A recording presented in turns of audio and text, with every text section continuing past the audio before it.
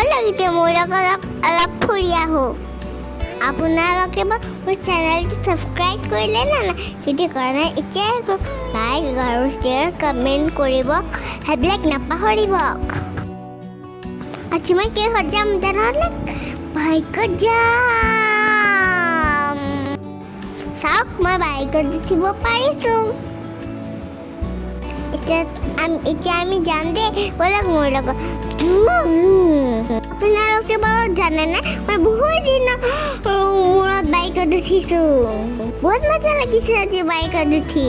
বাইকখন মোৰ খুৰাই চলাইছে। এতিয়া আহি পামেই আৰু, বেছি দূৰ নাই আৰু।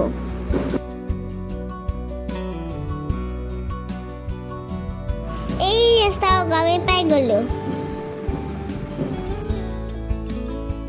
ইয়াত আমাৰ মিস্ত্ৰী কিবা ঘৰৰ কাম কৰি আছে।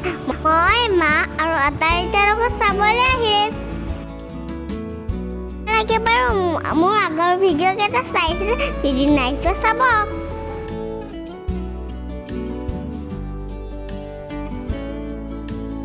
ইয়াত এটা সৰু পুখুৰী আছে, তাতে বহুত মেটেকা আছে।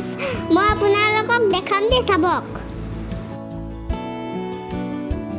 আৰু পাত দুটামান চেঙৰ ৰ'ব দেই, আপোনালোকে নাযাব কলৈকো।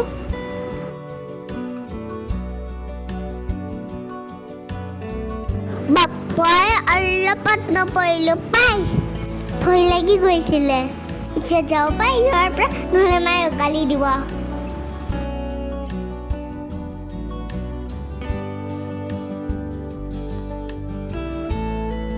এইয়া চাওক, মোৰ আটাইতা আহি আছে।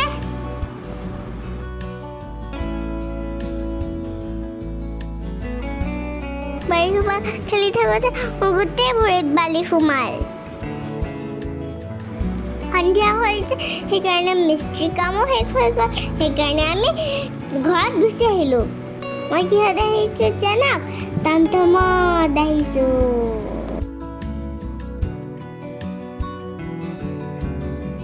আমি ঘৰত অহাৰ পিছতে কি ধুনীয়া বৰষুণ দিছে। মই মনে মনে ভিজি আহোঁ দেই।